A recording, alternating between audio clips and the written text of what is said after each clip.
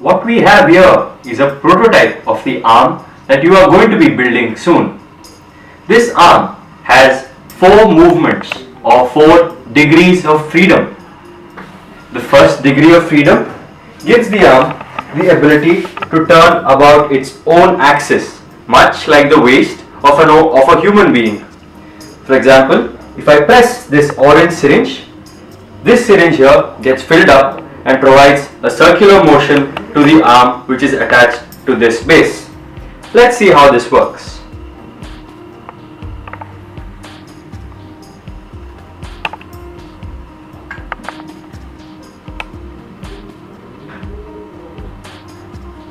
Now, the second motion is much like the shoulder of the human being. This motion provides a lift to the hydraulic arm, allowing it to extend to different heights.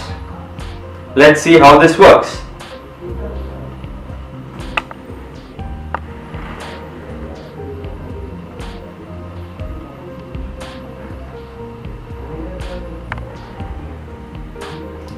The third motion that we will be providing to the robotic arm is the extension of the robotic arm. This is much like the third joint or the elbow of a human being, and will be providing the arm the ability to reach out to grab objects. Let's see how this works.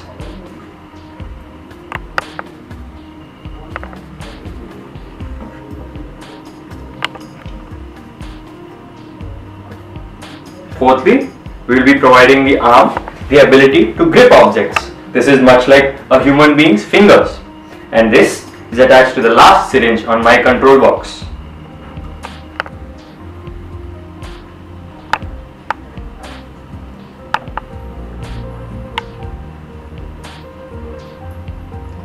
Now that you are familiarized with the design of the hydraulic robotic arm, let us look at some of the specifications of the hydraulic robotic arm.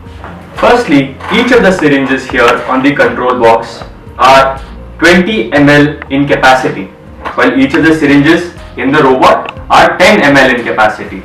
This implies that if I press this syringe halfway through its maximum length, this syringe is moved through its full length. Hence, it gives me the ability to convert pressure into distance. Same goes for all other movements as well. If I use the extender and press the 20 ml syringe halfway through its full length, the extension happens through the full length of the 10 ml syringe. And hence, in this way, by moving my hand a short distance and applying a greater force on the 20 ml syringe, I am able to move the robotic arm a larger distance. These are the specifications of the hydraulic robotic arm. Now let us have a look as to how the arm performs in action. So here today we have an assignment for our hydraulic robotic arm. The arm is supposed to pick up this box here and place it on the X mark. Let us see how the arm performs using all these degrees of freedom that we have given it. First, the arm has already been lifted to a certain height. Next, we'll open the gripper of the arm to enable it to pick up the object. Thirdly, we'll bring the arm back to the height that it requires to pick up the object. Now, the fourth motion we'll be providing to the arm is to close the gripper so that it can grip the object. Fifthly, we lift the arm back up to lift the object very slightly, and we'll move the arm all the way around to the X mark. But now we notice that the arm has fallen a little short of the X mark that is given.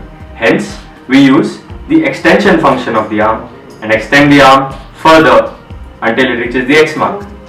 And now, by getting the arm lower, we allow it to place the box on the X mark. Now we open our arm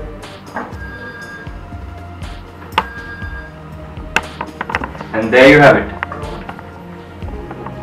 The arm has performed its assignment admirably.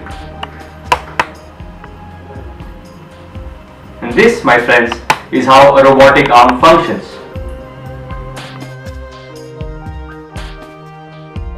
So now I will be attaching the base to the lift mechanism. And to do this, we need 2 screws to hold the base together, one from the bottom and one from the top. So let's just get that done. Yes, this is where the screw lies, and we will get it attached. That does that, and the next screw that will go in will be from the top towards the bottom. Be careful with this part, as this part is very tricky. You should not be hurting your hands doing this. And so this attaches our lift mechanism to our base. Now what I will do is finish the housing for the syringes. And now we are almost 80% into the assembly of the robot. So if you have gotten this far, you should be able to get your arm all the way through. And that is 4. So at this stage, we are ready to assemble our whole robot. From here, I take my lift mechanism and assemble it into my base by aligning the syringes with the holes and pushing until they are tightly sitting in the holes which have been provided for the syringes.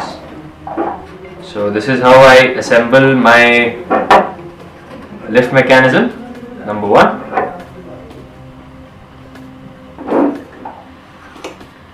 So the lift mechanism has been assembled.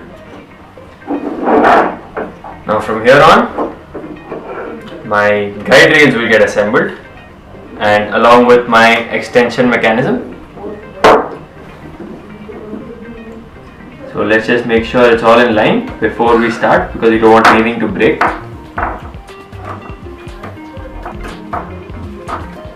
And there you have this mechanism almost done. There it is. And your arm is almost ready for action. The last step is to assemble it on the base, and this part of the disc goes into the part of the base which has been provided for it. So the cam is done for now. The return mechanism has to be attached on the syringe provided on the base. There's a bolt, an extra bolt. So all you do is turn your syringe around, place the return mechanism, and tighten the bolt on the underside of the metal plate given. That does that. Once you turn your syringe back and place it in the hole, your robot's done. Oh wait, we're missing something, aren't we? We're missing a control box. Now, I have for you a control box that is already pre-made. This control box has syringes of 4 colors. These 2 blue syringes are for the lift mechanisms. The orange is for the return mechanism.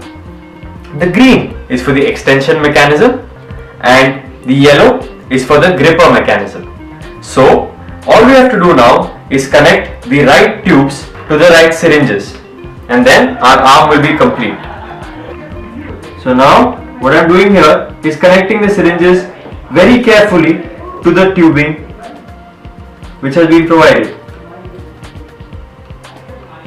Don't worry, nothing is going to break.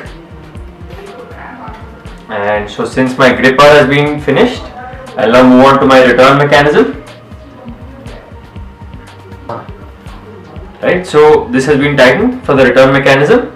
Next I take the green tube and attach it to my extension mechanism. So that's attached. And then I take my yellow tube and attach it to my gripper mechanism. Now that's attached as well. So now we are ready to run our hydraulic robotic arm. Let's see how well it works. First, let's check out the lift. Lift seems to be working. It comes back down. Lift is working. Let us check the return mechanism to see whether the arm is turning.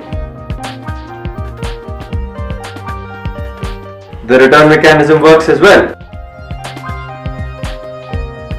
Next, let us check the extension mechanism. That works as well. And last, let us check the gripper mechanism.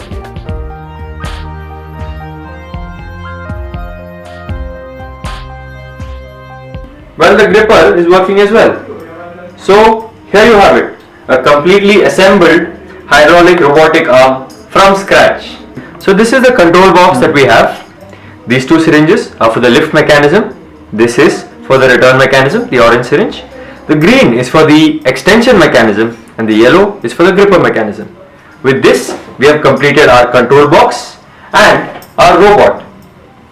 So here you have the tutorial on how to completely assemble your own hydraulic robotic arm.